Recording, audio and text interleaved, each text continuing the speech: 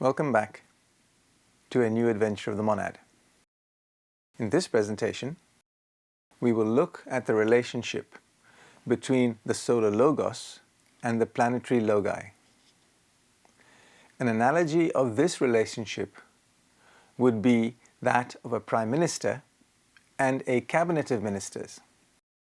Those ministers we call the planetary logi, but they should really be referred to as planetary chain logi. Ever since childhood, I used to think of our solar logos as being our local area god. This entity represented everything good, right, and true. Attributes such as partiality, injustice, jealousy, anger, and cruelty were no part of this being. Yet look at how the religions of the book, Judaism, Christianity, and Islam, depict their God.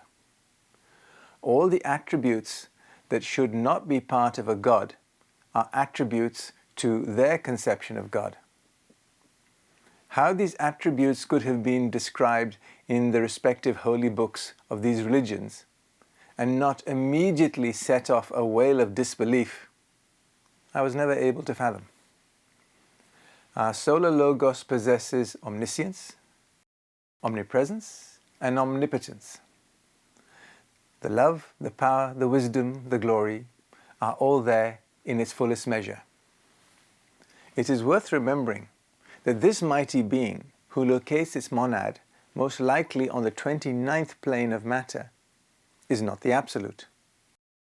The Absolute is unknowable to us, and before whom the solar logos is but a speck of cosmic dust. We become aware of the solar logos through its physical manifestation, the sun. It was mentioned in the last presentation. Although our solar system may have been a mighty formation, it is but a fraction of the total presence of our solar logos. It is worth mentioning at this point that the physical body of the sun is another great monad undergoing its own evolution and is part of a life stream quite different from our own. The Bhagavad Gita refers to God by saying, "Having pervaded this whole universe with one fragment of myself, I remain."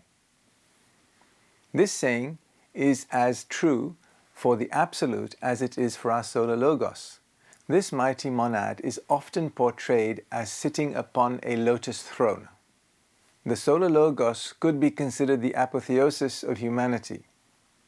This is where we are heading, though not all of us will choose the role of acting as a focus of energy that allows other monads to achieve their evolutionary goals. One image of the solar logos is that of the great bird, hovering over his creation, brooding over the waters of space, or darting onwards along lines of its own evolution. It is not beyond the fantasy to imagine that we are cells within the body of this mighty being. If the monad of the solar logos resides on plane 29, the first manifestation of the cosmic being in our solar system occurs on plane 43, where the first aspect manifests itself.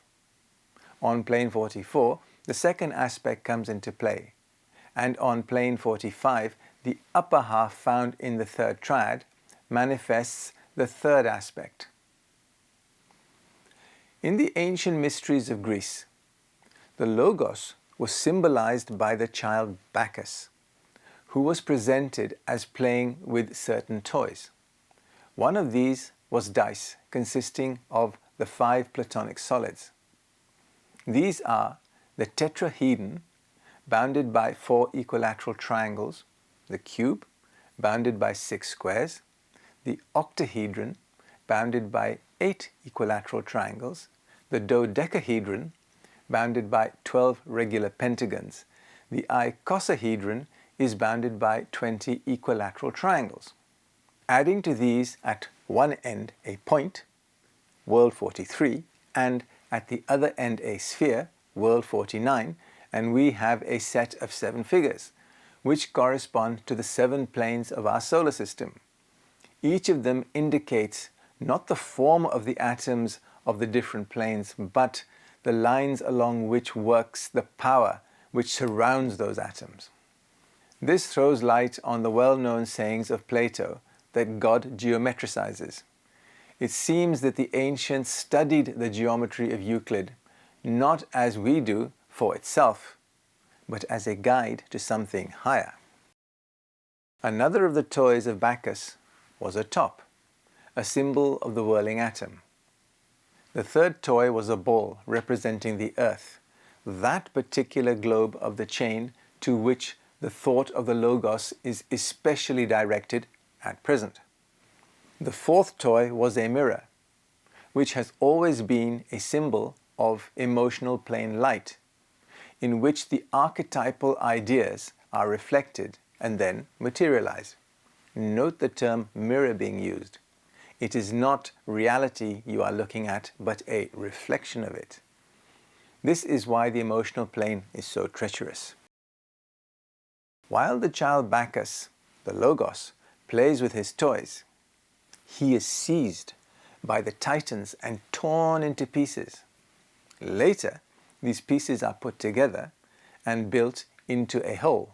This allegory, of course, represents the descending of the one to become many, and the reunion of the many in the one, through suffering and sacrifice.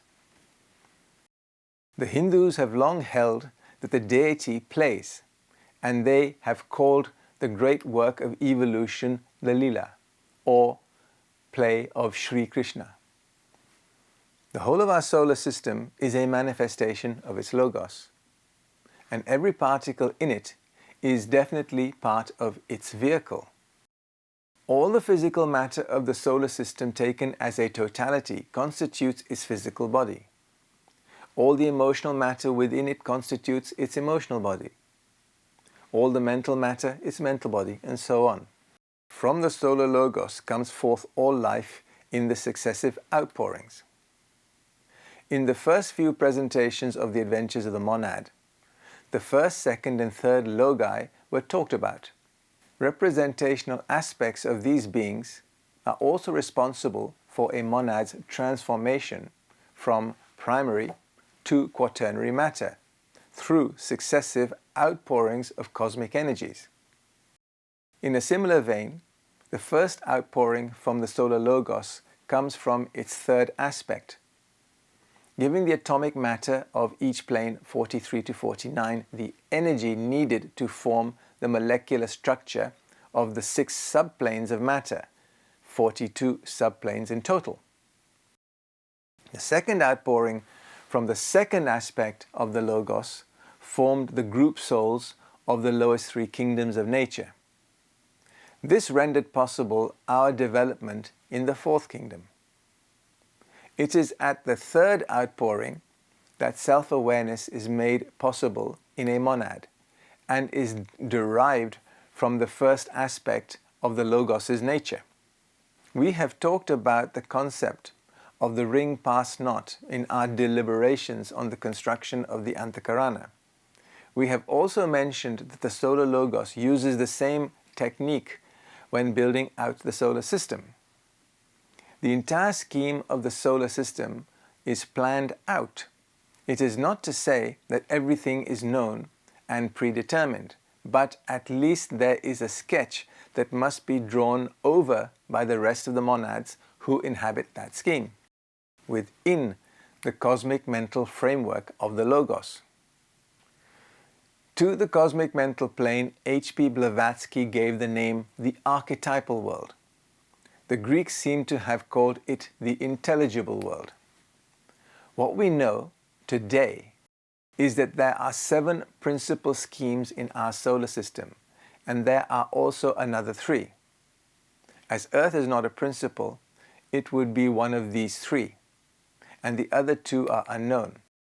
5 schemes are known to have passed out of our solar system and gone on to greater things. In charge of each scheme is one of the ministers of the solar systemic government. We know them as the Planetary Chain Logos. They are individual monads in their own right, yet they are also part of the body of the solar logos. Think of them as chakras within the body of this greater being. One way to represent this relationship is to think of a flower. The morphology of each petal in the flower has a focus within the pistil of the flower and a tip that is outside it. At the point, the petal is a physical planet. This elliptical structure therefore has a major focus within the body of the Sun and a minor focus located in a globe. To be more specific, the active globe of the chain. When we represent the 7 globes of a chain in 2 dimensions, they appear to be distinct objects in space. They are not. To describe how they are connected, imagine holding your fingers to form a cup and balancing a piece of paper on the tips. Where the plane of paper touches your fingers exists a globe. Yet each finger is connected to the palm of your hand. Get the analogy? For this to work, you clearly are dealing with more than 3 dimensions. But this diagram is an attempt to represent this concept. Normally, neither the physical, emotional, or mental planes of one of our planets communicate with the corresponding planes of another planet. On the divine plane 44, however, there is a condition common to all the planets of our chain. We are evolving within the body of the planetary logos, which itself is evolving within the body of the solar logos, which itself is evolving within the body of whom naught may be said. And so it goes all the way back to the Absolute. In the next presentation, we move on to look at the streams of life that move through the planetary chain. Thank you.